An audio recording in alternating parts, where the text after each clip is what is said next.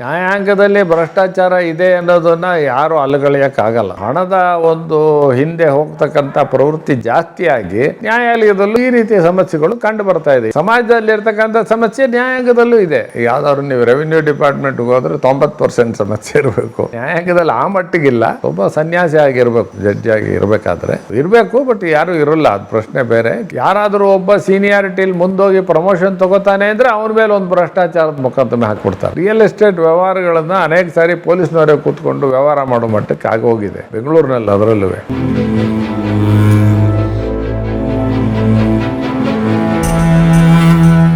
ಹೇಗಿದೆ ಇವತ್ತು ಕಾನೂನು ಅಥವಾ ನ್ಯಾಯವಾದಿಗಳು ಅವರ ಬದುಕು ಅಥವಾ ಆ ವೃತ್ತಿ ಹೇಗಿದೆ? ಅಂದರೆ ಈ ವೃತ್ತಿಯಲ್ಲಿ ನಾವು ನ್ಯಾಯವಾದಿಯ ವೃತ್ತಿಗೂ ಬೇರೆ ವೃತ್ತಿಗೂ ನಾವು ಒಂದು ಹೋಲಿಸಿ ನೋಡಿದ್ರೆ, ಉದಾಹರಣೆಗೆ ಒಂದು ಮೆಡಿಕಲ್ ಆಗಬೇಕಾದ್ರೆ ಭಾಳಷ್ಟು ಅಂಕಗಳು ತೆಗೆದಿರಬೇಕು, ಭಾಳಷ್ಟು ಒಂದು ರೀತಿಯಾದಂಥ ಇಲ್ಲ ಹಣ ಇರಬೇಕು, ಏನೋ ತುಂಬ ಡೊನೇಷನ್ ಕೊಟ್ಟು ಓದುವಂಥ ಅವಕಾಶ ಇರ್ಬೋದು. ಈ ವಕೀಲಿ ವೃತ್ತಿಯಲ್ಲಿ ಒಂದು ರೀತಿ ಎಲ್ರಿಗೂ ಒಂದು ತೆರೆದಂಥ ಒಂದು ಬಾಗಿಲು, ಯಾರು ಬೇಕಾದರೂ ಬರ್ಬೋದು. ನಿಮ್ಮ ಶಕ್ತಾನುಸಾರ ನೀವು ಉದ್ಧಾರ ಆಗ್ಬೋದು, ಇಲ್ಲ ಉದ್ಧಾರ ಆಗದೇ ಇರ್ಬೋದು. ಅಂದರೆ ಓದಿಗಿಂತ ಹೆಚ್ಚಿಗೆ ನಾವು ವೃತ್ತಿಯಲ್ಲಿ ಕಲ್ತಿದ್ದೇ ಜಾಸ್ತಿ. ಯಾಕೆ ಅಂತ ಹೇಳಿದ್ರೆ, ಜನಗಳ ಜೊತೆ ನಾವು ಮಾತಾಡ್ತಾ ಜನರ ಸಮಸ್ಯೆಗಳನ್ನು ಕೇಳ್ತಾ ನಾವು ಯಾವುದೇ ಕಾನೂನಾದರೂ ಸಹ ಆಯಾ ಒಂದು ಸಮಸ್ಯೆಗೆ ಹೋಲಿಸೇ ನಾವು ಕಾನೂನನ್ನು ತಿಳ್ಕೊಬೇಕಲ್ಲ. ಕಾನೂನು law does not work in vacuum. ಇದು ಕಾನೂನು ಹೇಗಿದೆ ಅನ್ನೋ ನಿಜ ಜೀವನದ ಪರಿಸ್ಥಿತಿಗಳಿಗೆ ಅನ್ವಯ ಮಾಡಿಕೊಂಡೇ ನಾವು ನೋಡಬೇಕು. ಹಾಗಾಗಿ ಈ ಒಂದು ವಕೀಲಿ ವೃತ್ತಿಯಲ್ಲಿ ಯಾರು ಹೆಚ್ಚಿನ ಶ್ರದ್ಧೆ ಇಟ್ಟು ಕೆಲಸ ಮಾಡ್ತಾರೋ ಅವ್ರಿಗೆ ಅನೇಕ ಅವಕಾಶಗಳಿದೆ. ಬಟ್ ಭಾಳಷ್ಟು ನೀವೀಗ 10 to 5 ಥರ ಕೆಲಸ ಮಾಡೋದಕ್ಕಾಗಲ್ಲ. ಈಗ ಉದಾಹರಣೆ, ನಮ್ಮ ಸುಪ್ರೀಂ ಕೋರ್ಟ್ ನ್ಯಾಯಾಧೀಶರು ರಾತ್ರಿ 2 ಗಂಟೆ 3 ಗಂಟೆ ತನಕ ಅಧ್ಯಯನ ಮಾಡಬೇಕಾದ ಸಂದರ್ಭ ಬರುತ್ತೆ. ಅಯ್ಯೋ, ರಾತ್ರಿ ಬೆಳಿಗ್ಗೆ ಕೆಲಸ ಮಾಡಿ ಬೆಳಿಗ್ಗೆ ಮಾರನೇ ದಿನ 50-100 ಕೇಸ್ ಆದರೆ ರಾತ್ರಿ 2 ಗಂಟೆ 3 ಗಂಟೆ ತನಕನೂ ಅವರು ಇದ್ದಂಥ ಫೈಲ್ಗಳನ್ನೆಲ್ಲ ಓದಿ ಹೋಗಬೇಕಾಗುತ್ತೆ. ಆ ರೀತಿ ಕೆಲಸ. ಈಗ ಅನೇಕರು ಅಂದ್ಕೊಂಡ್ಬಿಟ್ಟಿದ್ದಾರೆ, ಏನು ಕೋರ್ಟ್ಗೆ ರಜಾ ಕೊಟ್ಬಿಡ್ತಾರೆ ಅಂತ. ರಜಾ ಕೊಟ್ಟರು ಸಹ ನ್ಯಾಯಾಧೀಶರಾಗಲಿ ವಕೀಲರಾಗಲಿ ಆ ಹಳೆಯ ಕೆಲಸಗಳನ್ನು ಪೂರೈಸ್ಕೋಬೇಕಾಗುತ್ತೆ. ಇವರೇನು ಅಂದರೆ ಅನೇಕ ವಾದ ಮಂಡಿಸಿರ್ತಾರೆ, ತೀರ್ಪುಗಳನ್ನು ಬರೀಬೇಕು ಜಡ್ಜಿಗಳು. ಹಾಗಾಗಿ 100 ಕೇಸ್ ಬರುತ್ತೆ ದಿನ. ಇದೇನು ಅಮೆರಿಕಾದಲ್ಲಾಗಲ್ಲ, ನಮ್ಮ ದೇಶದಲ್ಲಿ ಒಂದು ದಿನಕ್ಕೆ ಒಬ್ಬ ಜಡ್ಜ್ ಇದ್ದವನು 100, 150, 200 ಕೇಸ್ಗಳನ್ನು ತೀರ್ಮಾನ ಮಾಡಬೇಕಾದಂಥ ಸಂದರ್ಭ ಬರುತ್ತೆ.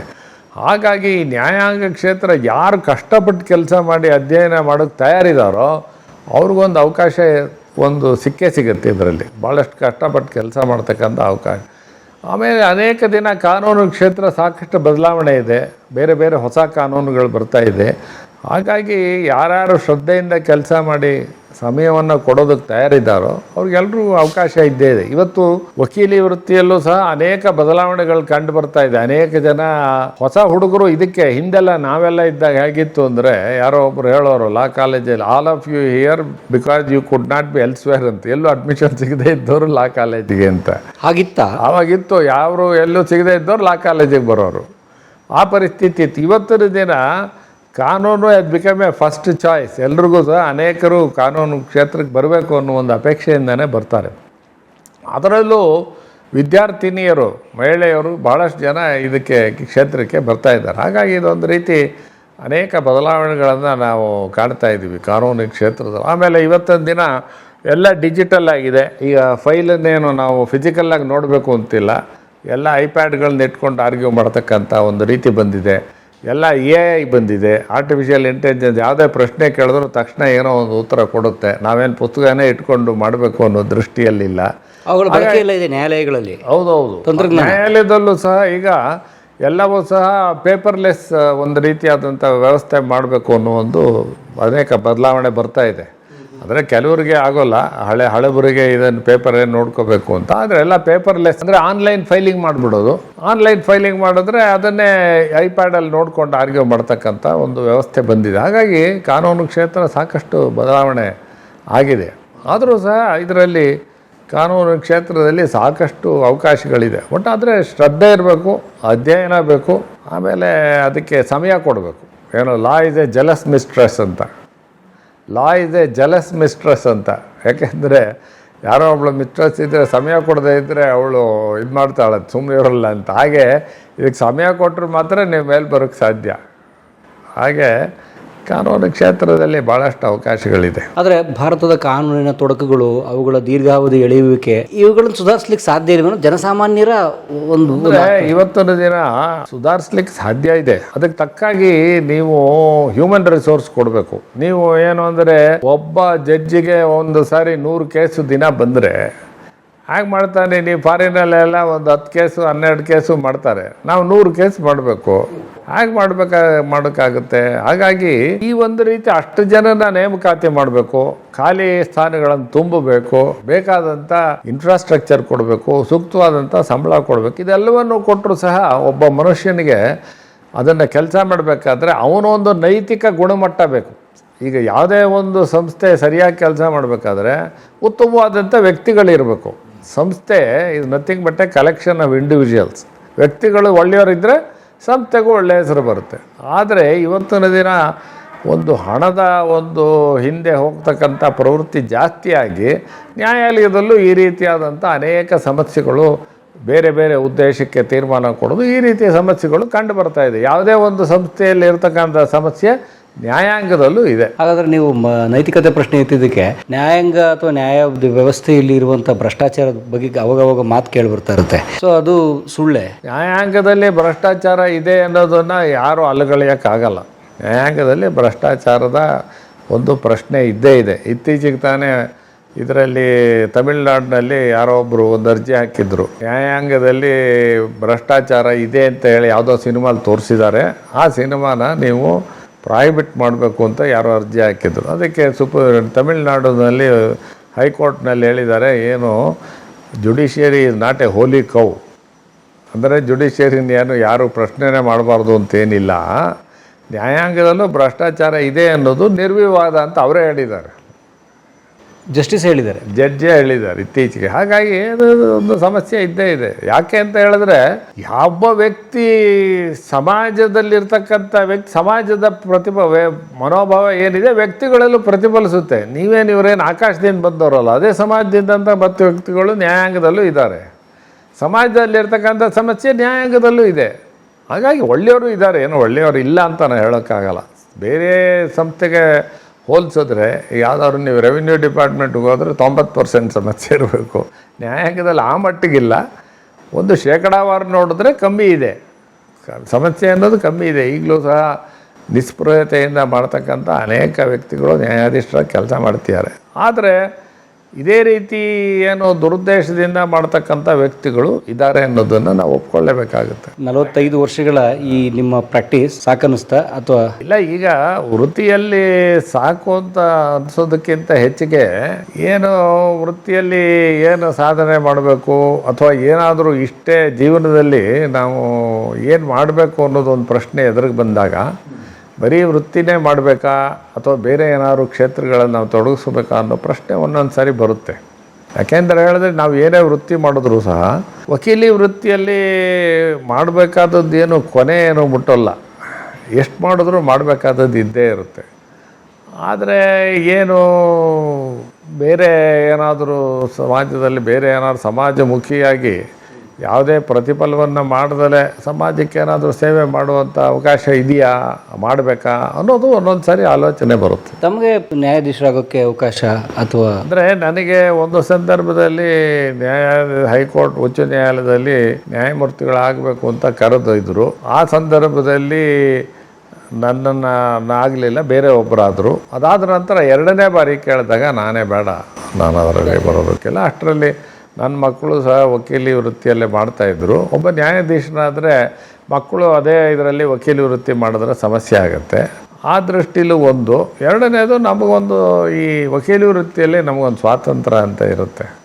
ಬೇಕಾದರೆ ಮೊಕದ್ದಮೆ ತೊಗೋಬೋದು, ಬೇಡ ಅಂದರೆ ಬರೋಲ್ಲ ಅಂತ ಹೇಳ್ಬೋದು. ಈ ರೀತಿಯಾದಂಥ ಒಂದು ಸ್ವಾತಂತ್ರ್ಯ ಇರುತ್ತೆ. ಜಡ್ಜಿಗಳಿಗೆ ಎಷ್ಟೇ ಕೆಲಸ ಮಾಡಿದ್ರೂ ಕೆಲವು ನಿಯಮಗಳನ್ನು ಅವ್ರು ಪಾಲಿಸಬೇಕಾಗುತ್ತೆ. ಒಬ್ಬ ಸನ್ಯಾಸಿ ಆಗಿರಬೇಕು, ಜಡ್ಜಿಯಾಗಿ ಇರಬೇಕಾದ್ರೆ. ಹೌದು ಸರ್, ಹೌದೌದು ಇರಬೇಕು. ಬಟ್ ಯಾರೂ ಇರೋಲ್ಲ, ಅದು ಪ್ರಶ್ನೆ ಬೇರೆ. ಕೆಲವರು ಇರ್ತಾರೆ, ಏನು ಇಲ್ಲ ಅಂತ ನಾನು ಏನು ಹೇಳೋಲ್ಲ, ಕೆಲವರು ಆ ಥರನೇ ಇದ್ದಾರೆ. ಯಾಕೆ ಅಂದರೆ ಹೊರ ಜಗತ್ತಿನ ಇನ್ಫ್ಲೂಯೆನ್ಸ್ಗೆ ಒಳಗಾಗಬಾರ್ದು.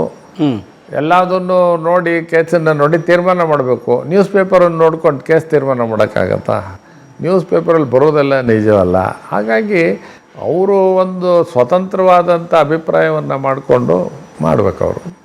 ಹಾಗಾಗಿ ನಾನು ವಕೀಲಿ ವೃತ್ತಿಯ ಜೊತೆಗೆ ಬೇರೆ ಕೆಲಸಗಳನ್ನು ಮಾಡ್ತೀನಿ. ಒಂದು ಆಶ್ರಮವನ್ನು ಸ್ಥಾಪನೆ ಮಾಡಿದ್ದೀನಿ, ಅನೇಕ ಧರ್ಮ ಕಾರ್ಯಗಳನ್ನು ಮಾಡ್ತಿರ್ತೀನಿ, ಗೋಶಾಲೆಯನ್ನು ಮಾಡಿದ್ದೀನಿ, ಬೇರೆ ಸಾರ್ವಜನಿಕ ಕೆಲಸಗಳನ್ನು ಸಹ ಜೊತೆಗೆ ವಕೀಲಿ ವೃತ್ತಿಯ ಜೊತೆಗೆ ಮಾಡ್ಕೊಂಡು ಬಂದಿದ್ದೀನಿ. ಮತ್ತು ತಮ್ಮ ಶಿಷ್ಯ ಪರಂಪರೆ ಅನೇಕ ಜನ ಈಗ ನನ್ನ ಶಿಷ್ಯವರ್ಗದಲ್ಲೂ ಒಳ್ಳೊಳ್ಳೆ ವಕೀಲರಾಗಿ ಹೊರಹೊಮ್ಮಿದ್ದಾರೆ.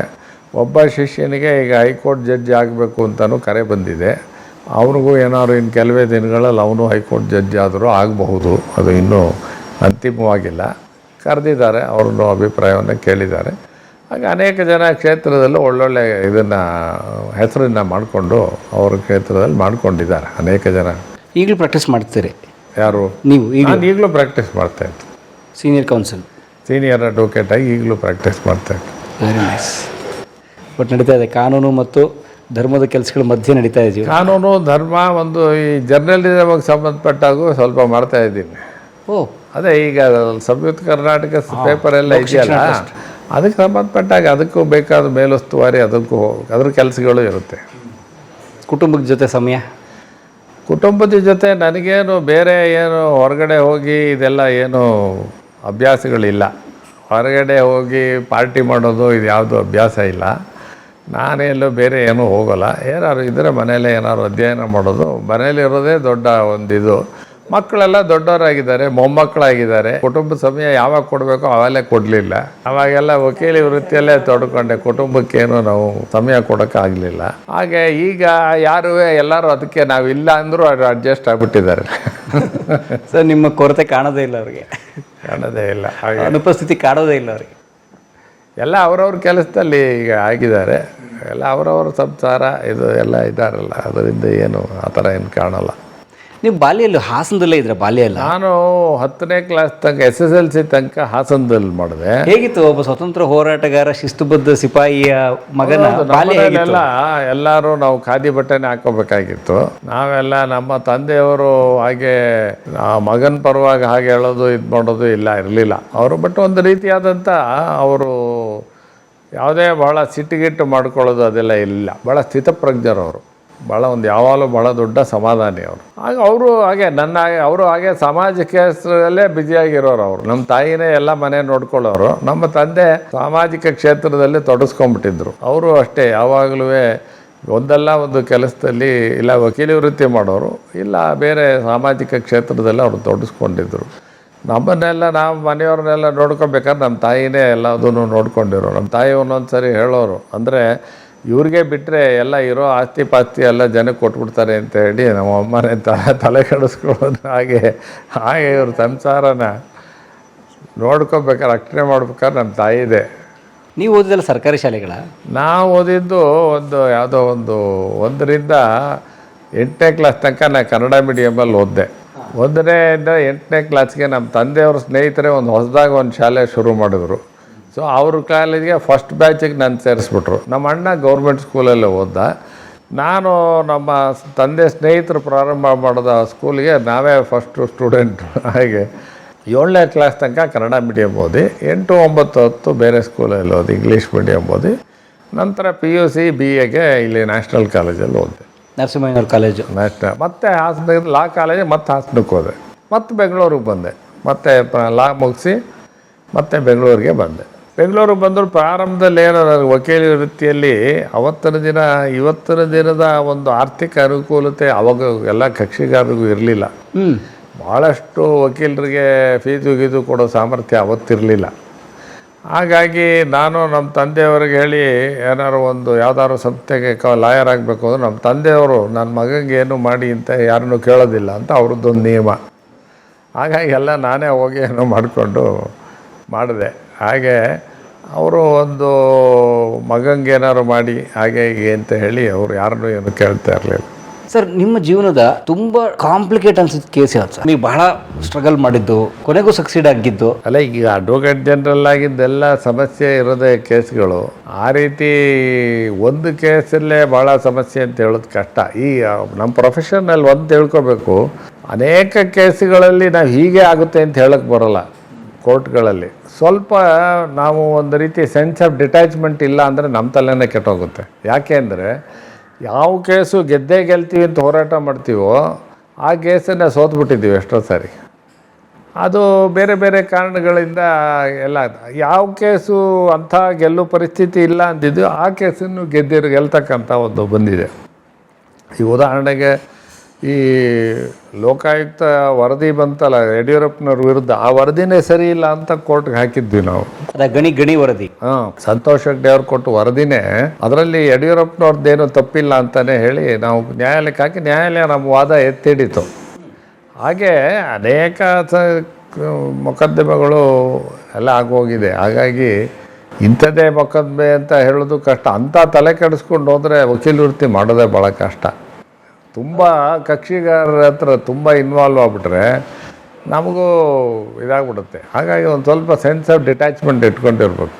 ಯಾವ ಕೇಸಿಗೆ ತುಂಬ ಇಲ್ದಲೆ ಸೋಲು ಗೆಲುವನ್ನು ಸಮಾನವಾಗಿ ಸ್ವೀಕರಿಸಿದ್ರೆ ಕೋರ್ಟ್ಗಳಲ್ಲಿ ನ್ಯಾಯಮೂರ್ತಿಗಳು ಸಹ ಗೌರವವನ್ನು ಕೊಡ್ತಾರೆ. ಯಾಕೆ ಅಂತ ಹೇಳಿದ್ರೆ ಕೋರ್ಟಲ್ಲಿ ಹೋಗಿ ಜಗಳಕ್ಕಾದಿದ್ರೆ ಅವ್ರಿಗೂ ಒಂದು ರೀತಿ ತೀರ್ಮಾನ ಮಾಡೋದು ಕಷ್ಟ ಆಗುತ್ತೆ. ಹಾಗಾಗಿ ಈ ಡಾಕ್ಟ್ರುಗಳು ಅಷ್ಟೇ ನೋಡಿ, ಪೇಷಂಟ್ಸನ್ನು ಭಾಳ ಹತ್ತಿರದ ಪೇಷಂಟ್ಸನ್ನು ಟ್ರೀಟ್ ಮಾಡಲ್ಲ ಡಾಕ್ಟ್ರುಗಳು. ಯಾಕಂದರೆ ಅವ್ರಿಗೂ ಒಂದು ಗಾಬರಿ ಆಗುತ್ತೆ ಮಾಡುತ್ತೆ. ಆಗ ವಕೀಲರಲ್ಲೂ ಸಹ ನಮ್ಮ ಸಂಬಂಧದವರು ತೀರಾ ಆತ್ಮೀಯರ ಕೇಸ್ ನಾವು ತೊಗೊಳೋದಾಗಿಲ್ಲ. ನಮ್ಮದೇ ಆದಂಥ ಮೊಕದ್ದಮೆ ನಾವೇ ಮಾಡಬಾರ್ದು. ಅದ್ರ ಬಗ್ಗೆ ಒಂದು ವೈಯಕ್ತಿಕವಾದ ಆಸಕ್ತಿ ಬಂದ್ಬಿಡುತ್ತೆ. ವೈಯಕ್ತಿಕವಾದ ಆಸಕ್ತಿ ಬಂದಷ್ಟು ಒಂದು ಸ್ವಲ್ಪ ಗಾಬರಿ ಆಗುತ್ತೆ. ಅದರಿಂದ ನಿಮ್ಮ ಪರ್ಫಾರ್ಮೆನ್ಸ್ ಡೌನ್ ಆಗುತ್ತೆ. ಯಾವಾಗ ನಿಮಗೆ ಆತಂಕ ಅನ್ನೋದು ಬಂದ್ಬಿಡುತ್ತೋ, ಆತಂಕ ಬಂದಾಗ ನೀವು ಒಂದು ಸೆನ್ಸ್ ಆಫ್ ಡಿಟ್ಯಾಚ್, ಈಗ ಯಾವುದೋ ಒಂದು ವಾದವನ್ನು ಮಂಡಿಸ್ತೀವಿ, ನ್ಯಾಯಮೂರ್ತಿಗಳು ಒಪ್ಪಲ್ಲ. ನಮ್ಮದೇ ಕೇಸಾದ್ರೆ ಏನೋ ನಮ್ಗೆ ಆತಂಕ ಆಗಿ ಟೆನ್ಷನ್ ಆಗಿ ಏನಾದ್ರು ಜಗಳ ಮಾಡೋಕ್ಕೆ ಶುರು ಮಾಡಿಬಿಡ್ತೀವಿ. ಈಗ ನಾವು ಒಂದು ರೀತಿಯಾದಂಥ ಒಂದು ಅದಕ್ಕೆ ಅಂಥ ಇನ್ವಾಲ್ವ್ಮೆಂಟ್ ಇಲ್ಲ ಅಂದರೆ ಆಗ ಇನ್ನೂ ಇದು ಹೀಗಲ್ಲ ಸರಿಯಲ್ಲ ಅಂತ ಹೇಳಿ ಕನ್ವಿನ್ಸ್ ಮಾಡ್ಬೋದು ಸಮಾಧಾನವಾಗಿ. ಆ ರೀತಿಯಾಗಿ ವಕೀಲಿ ವೃತ್ತಿಯಲ್ಲಿ ಅದೊಂದು ಭಾಳ ಒಂದು ದೊಡ್ಡ ನಿಯಮ. ಆದರೆ ನೋಡಿ, ವಕೀಲಿ ವೃತ್ತಿಲಿ ಕೆಲವು ಸಲ ತಪ್ಪಿತಸ್ಥರ ಪರವಾಗೋ ಅಥವಾ ಇದು ಹೌದು ಇಲ್ಲ ಏನೋ ಒಂದು ಅಪರಾಧನೋ ಅಥವಾ ಇನ್ನೊಂದು ಏನೋ ಮಾಡಿದ್ದಾರೆ ಅಂತ ಗೊತ್ತಿದ್ದು ಅವ್ರ ಪರವಾಗಿ ನಿಲ್ಲೋದು ಎಷ್ಟು ಡಿಸ್ಟರ್ಬ್ ಮಾಡಲ್ವಾ? ಅಂದರೆ ನಾನು ಹೇಳೋದು ವಕೀಲಿ ವೃತ್ತಿ ಒಂದು ನಿಯಮ ತಿಳ್ಕೊಂಬಿಡಿ. ನಾವು ನ್ಯಾಯಾಧೀಶರಲ್ಲ. ವಕೀಲಿ ವೃತ್ತಿಯಲ್ಲಿ ನಾನು ತಪ್ಪು ಸರಿ ತೀರ್ಮಾನ ಮಾಡೋ ಜವಾಬ್ದಾರಿ ನಂದಲ್ಲ. ತಪ್ಪು ಸರಿ ತೀರ್ಮಾನ ಮಾಡೋ ಪ್ರತಿಯೊಂದು ಕೇಸಲ್ಲೂ ಒಬ್ಬನ ತಪ್ಪೇ ತಾನೆ. ಇಬ್ಬರು ವಕೀಲರು ಇರ್ತಾರೆ, ಒಬ್ಬ ಈ ಪಾರ್ಟಿ ಪರ ಹೇಳ್ತಾನೆ, ಇನ್ನೊಂದು ಪಾರ್ಟಿ ಪರ ಹೇಳ್ತಾನೆ. ಒಬ್ಬರು ತಪ್ಪೇ ಆಯ್ತಲ್ಲ. ಆದರೆ ಪ್ರತಿಯೊಬ್ಬ ಒಂದು ಅಪರಾಧಿಗೂ ಸಹ ತನ್ನ ಪರವಾಗಿ ಒಬ್ಬ ವಕೀಲರನ್ನು ನೇಮಕ ಮಾಡಿಕೊಳ್ಳೋದು ಅವನ ಹಕ್ಕದು. ಅವನು ಏನು ಹೇಳ್ತಾನೆ ಅದಕ್ಕೆ ನಾವು ಹೇಳಬೇಕು. ಆದರೆ ಅದನ್ನು ಹೇಳುವಾಗ ತಪ್ಪು ಹೇಳೋದು, ಸುಳ್ಳು ಹೇಳೋದು ಇಂಥದ್ದೆಲ್ಲ ಹೇಳಬಾರ್ದು. ಇರೋ ವಿಷಯವನ್ನು ಕಾನೂನಿನ ಇದರಲ್ಲಿ ಮಂಡನೆ ಮಾಡಿ ಈ ರೀತಿ ಇದೆ ಅಂತ ಹೇಳ್ಬೋದು. ಈಗ ಉದಾಹರಣೆ, ಯಾವನೋ ಒಬ್ಬ ಮಾಡಿರ್ತಾನೆ ಅಂತ ಇಟ್ಕೊಳ್ಳಿ. ಯಾವ ಸಂದರ್ಭದಲ್ಲಿ ಮಾಡ್ದ, ಅವನ ಮೇಲೆ ಹಲ್ಲೆ ಆಗೋಕ್ಕೆ ಹೋದಾಗ ತನ್ನ ರಕ್ಷಣೆಗೆ ಮಾಡ್ಕೊಂಡ, ಸೆಲ್ಫ್ ಡಿಫೆನ್ಸ, ಇದೆಲ್ಲ ಕಾರಣಗಳಿರುತ್ತೆ. ಇಲ್ಲ ಇವನು ಮಾಡಿದ್ದಾನೆ, ಇವನು ಒಳಗೆ ಹಾಕ್ಬಿಡ್ಬೇಕು ಅಂತ ಆ ಥರ ಕಾನೂನೇನಿಲ್ಲ. ಹಾಗಾಗಿ ಯಾವ ಸಂದರ್ಭದಲ್ಲಿ ಮಾಡ್ದ, ಯಾತಕ್ಕೋಸ್ಕರ ಮಾಡ್ದ, ನಿಜವಾಗಿ ಅವನು ಕೊಲೆ ಮಾಡೋ ಉದ್ದೇಶ ಇತ್ತ, ಮೋಟಿವ್ ಏನು, ಇದನ್ನೆಲ್ಲ ನೋಡಬೇಕಾದಾಗ ನ್ಯಾಯಾಧೀಶರು ಎಲ್ಲ ಪರಿಶೀಲನೆ ಮಾಡಬೇಕಾಗುತ್ತೆ. ನಾವೇ ಕೂತ್ಕೊಂಡು ನೀನು ಮಾಡಿದ್ದೆ ಹೋಗೋ ಜೈಲಿಗೆ ಅಂತ ಹೇಳೋ ಒಂದು ಜವಾಬ್ದಾರಿ ನಮಗಿಲ್ಲ.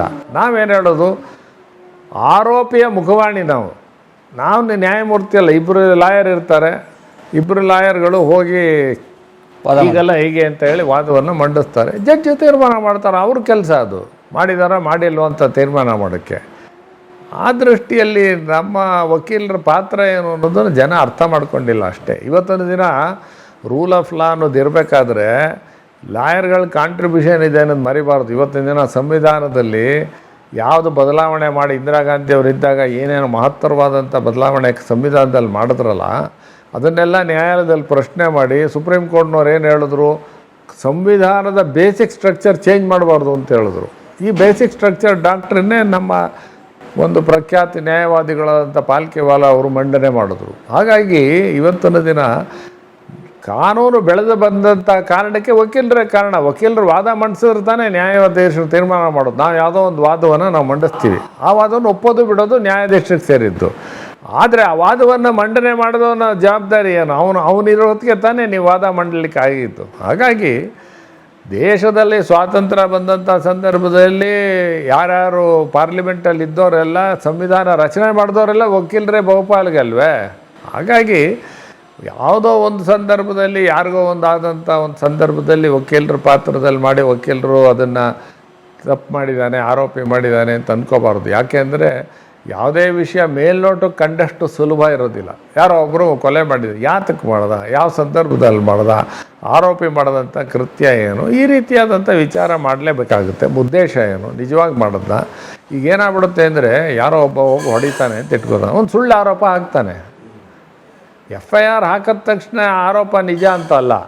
ಹಾಗಾಗಿ ಎಲ್ಲ ಇದಾದ್ರೆ ಇವತ್ತಿನ ದಿನ ಏನಾಗಿದೆ, ಭ್ರಷ್ಟಾಚಾರದ ಮೊಕದ್ದಮೆಗಳನ್ನ ತೆಗೆದುಕೊಳ್ಳೋಣ. ಭ್ರಷ್ಟಾಚಾರದ ಮೊಕದ್ದಮೆ ಏನು, ಯಾರಾದರೂ ಒಬ್ಬ ಸೀನಿಯಾರಿಟಿಲಿ ಮುಂದೋಗಿ ಪ್ರಮೋಷನ್ ತೊಗೋತಾನೆ ಅಂದರೆ ಅವನ ಮೇಲೆ ಒಂದು ಭ್ರಷ್ಟಾಚಾರದ ಮೊಕದ್ದಮೆ ಹಾಕ್ಬಿಡ್ತಾರೆ. ಯಾಕೆ ಅಂದರೆ ಹೇಳಿದ್ರೆ ಅವನ ಜೊತೆಲಿರೋ ಕೆಲಸ ಮಾಡಿದವ್ರೆ ಅವನನ್ನು ಬಿಟ್ಟು ನನ್ನನ್ನು ಪ್ರಮೋಷನ್ ಮಾಡಬೇಕು ಅನ್ನೋ ಒಂದು ಉದ್ದೇಶದಲ್ಲಿರುತ್ತೆ. ಹಾಗಾಗಿ ಭ್ರಷ್ಟಾಚಾರದ್ದು ಇದೆ, ಈ ರೀತಿಯಾದಂಥ ಸಮಸ್ಯೆಗಳು ಇದೆ. ಇದನ್ನೆಲ್ಲ ಯಾರ್ಯಾರು ಹೇಳ್ತಾರೆ ಅವ್ರ ಭಾಗಕ್ಕೆ, ಅವ್ರ ಬುಡಕ್ಕೆ ಸಮಸ್ಯೆ ಬಂದಾಗ ವಕೀಲರು ಬೇಕಾಗ್ತಾರೆ ಅವ್ರಿಗೆ. ಯಾಕೆ ಅಂದರೆ ಪೊಲೀಸ್ ಸ್ಟೇಷನ್ನಲ್ಲಿ ಇವತ್ತಿನ ದಿನ ಅನೇಕ ರಿಯಲ್ ಎಸ್ಟೇಟ್ ವ್ಯವಹಾರಗಳು ನಡೆದುಬಿಡುತ್ತೆ. ರಿಯಲ್ ಎಸ್ಟೇಟ್ ವ್ಯವಹಾರಗಳನ್ನು ಅನೇಕ ಸಾರಿ ಪೊಲೀಸ್ನವರೇ ಕೂತ್ಕೊಂಡು ವ್ಯವಹಾರ ಮಾಡೋ ಮಟ್ಟಕ್ಕೆ ಆಗೋಗಿದೆ ಬೆಂಗಳೂರಿನಲ್ಲಿ. ಅದರಲ್ಲೂ ಅಂಥ ಸಂದರ್ಭದಲ್ಲಿ ನಿಮ್ಮ ಸಮಸ್ಯೆ ಪರಿಹಾರ ಕೊಡುವಂಥ ವ್ಯಕ್ತಿಗಳು ವಕೀಲರೇ. ಹಾಗಾಗಿ ವಕೀಲರ ಒಂದು ಯಾವುದೇ ಒಂದು ವಿಷಯ ತೊಗೊಳ್ಳಿ. ಈಗ ಡಾಕ್ಟ್ರ್ ಇಲ್ವೇ, ಯಾವುದು ಡಾಕ್ಟ್ರುಗಳಲ್ಲಿ ಎಷ್ಟೋ ಜನ ಹಣಕ್ಕೋಸ್ಕರ ಪೇಷಂಟ್ಗಳ ಹತ್ರ ಅನವಶ್ಯಕವಾದ ಆಪ್ರೇಷನ್, ಅದೇ ರೀತಿ ವಕೀಲರಲ್ಲೂ ಸಮಸ್ಯೆ ಇದೆ, ಏನಿಲ್ಲ ಅಂತ ನಾನು ಹೇಳಲ್ಲ. ಆದರೆ ವಕೀಲರು ವೃತ್ತಿ ಅನ್ನೋದು ಆ್ಯಸ್ ಎನ್ ಇನ್ಸ್ಟಿಟ್ಯೂಷನ್ ಅದು ಭಾಳಷ್ಟು ಸಮಾಜದಲ್ಲಿ ಕಾನೂನನ್ನ ಕಾಪಾಡೋದಕ್ಕೆ ಒಂದು ಅದರದ್ದೇ ಆದಂಥ ಕೊಡುಗೆ ಇದೆ.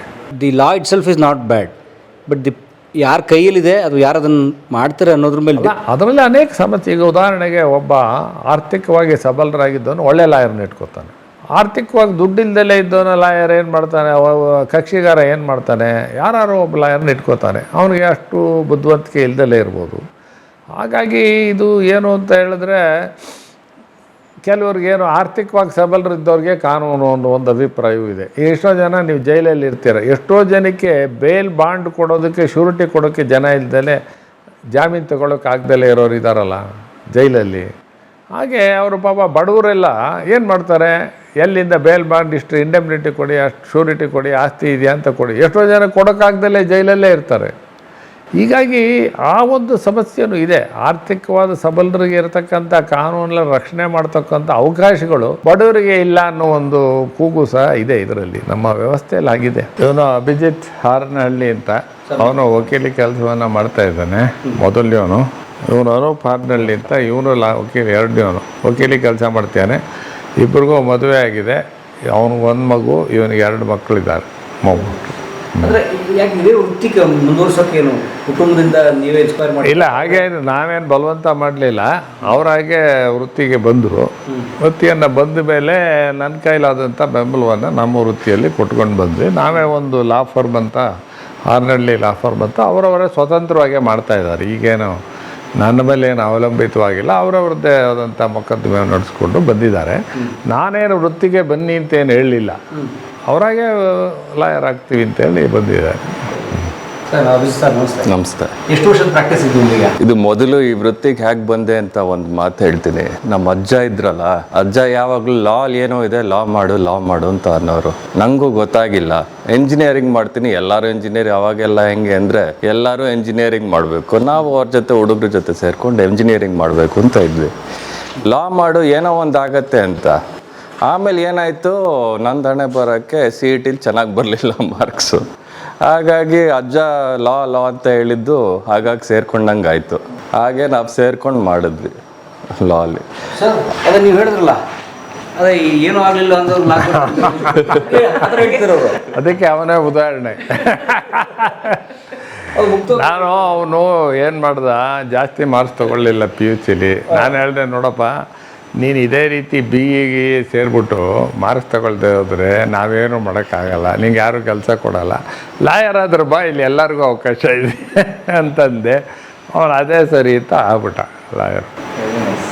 ಈಗ ಎಷ್ಟು ವರ್ಷ ಆಯ್ತವ ಅಡ್ವೊಕೇಟ್? ಈಗ ನಾನು ಪ್ರಾಕ್ಟೀಸ್ ಮಾಡ್ತಾ ಈಗ 15 ವರ್ಷ ಆಗಿದೆ. ಪ್ರಾಕ್ಟೀಸಲ್ಲಿ ಮಧ್ಯ ನಾನು ಬಿಟ್ಬಿಟ್ಟು ಸ್ವಲ್ಪ ಕಂಪನಿಗೆ ಎಲ್ಲ ಮಾಡಿದೆ, ಮತ್ತು ವಾಪಸ್ ಈಗ 2 ವರ್ಷದಿಂದ ಪ್ರಾಕ್ಟೀಸ್ ಮಾಡ್ತಾ ಇದ್ದೀನಿ.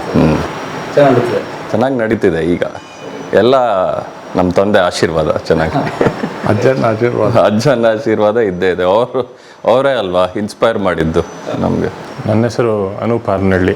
ನಾನಿವಾಗ ವಕೀಲ ವೃತ್ತಿ ಹೊಂದಿ 13 ವರ್ಷ ಆಯಿತು. 2013ರಿಂದ ವಕೀಲ ವೃತ್ತಿಲಿದ್ದೀನಿ. ನನಗೆ ಚಿಕ್ಕ ವಯಸ್ಸಿಂದಾನು ವಕೀಲ ವೃತ್ತಿ ಬಗ್ಗೆ ಆಸಕ್ತಿ ಜಾಸ್ತಿ. ಯಾಕೆಂದರೆ ನಮ್ಮ ಇಬ್ಬರು ಅಜ್ಜಂದರು ವಕೀಲರೇ. ನಮ್ಮ ತಾಯಿ ತಂದೆನೂ ವಕೀಲರೇ, ನಮ್ಮ ತಂದೆನೂ ವಕೀಲರೇ. ಅದಲ್ಲದೆ ನಮ್ಮ ತಂದೆನೂ ವಕೀಲರೇ. ನನ್ನ ಸುತ್ತಮುತ್ತ ಅದೇ ವೃತ್ತಿ ಇರೋದ್ರಿಂದ ಅದ್ರ ಬಗ್ಗೆ ಒಲವು ಜಾಸ್ತಿ ಹೊಂದುತ್ತೆ. ಆಮೇಲೆ ಯಾವಾಗಲೂ ಆಫೀಸ್ ಕೆಳಗಡೆನೇ ಇರೋದು. ಸ್ಕೂಲ್ ಮುಗಿದ್ಮೇಲೆ ನಾನು ಅಲ್ಲೋಗಿ ಕೆಳಗಡೆ ಹೋಗಿ ಅವ್ರ ಜೊತೆ ಎಲ್ಲ ಬೆರೀತಾ ಇದ್ದೆ, ಅವ್ರ ಜೂನಿಯರ್ಸ್ ಜೊತೆ ಎಲ್ಲ ಬೆರೀತಾ ಇದ್ದೆ. ಹಂಗೆ ಅದರಲ್ಲೊಂದು ಆಸಕ್ತಿ ಮೂಡಿತು. ಸೊ ಮೊದಲಿಂದನೂ ನನಗೆ ಬೇರೆ ವೃತ್ತಿಯಲ್ಲಿ ಆಸಕ್ತಿ ಇರಲಿಲ್ಲ. ಇಲ್ಲಾಂದ್ರೂ ನಂಗೆ ಬೇರೆ ವೃತ್ತಿಯಲ್ಲಿ ಹೋಗೋ ಅಬಿಲಿಟಿನೂ ಇದೆ ಅಂತ ನಾನೇನು ಹೇಳ್ಕೊಳ್ಳಲ್ಲ. ನನಗೆ ಇದರಲ್ಲೇ ಒಲವಿದ್ದಿದ್ದರಿಂದ ಬೇರೆ ಸಬ್ಜೆಕ್ಟ್ಗಳಲ್ಲೂ ನಾನೇನು ಚೆನ್ನಾಗಿ ಮಾಡ್ತಾ ಇರಲಿಲ್ಲ. ಬಟ್ ಬೇರೆದರಲ್ಲಿ ಆಗದಲ್ಲೇ ಇರೋದಕ್ಕೆ ಇದು ಅಂತಲ್ಲ, ಮೊದಲಿಂದಾನು ಇದರಲ್ಲೇ ನನಗೆ ಆಸಕ್ತಿ ಇದ್ದಿದ್ದು. ಆದ್ದರಿಂದ ವಕೀಲ ವೃತ್ತಿಗೆ ಬಂದೆ. ಪ್ರಾಕ್ಟೀಸ್ ಚೆನ್ನಾಗಿ ನಡೀತಾ ಇದೆ. ಸೊ ನೋಡಿ, 3 ತಲೆಮಾರುಗಳ ವಕೀಲಿಕೆ ಕುಟುಂಬ. ಎಲ್ಲಿಯೂ ಸಲ್ಲದವರು ಇಲ್ಲಿ ಸಲ್ಲುವರಯ್ಯ. ಸಂತೋಷ ಆಯ್ತು ಸರ್ ತಮ್ಮ ಕುಟುಂಬ ನೋಡಿ. ಧನ್ಯವಾದ.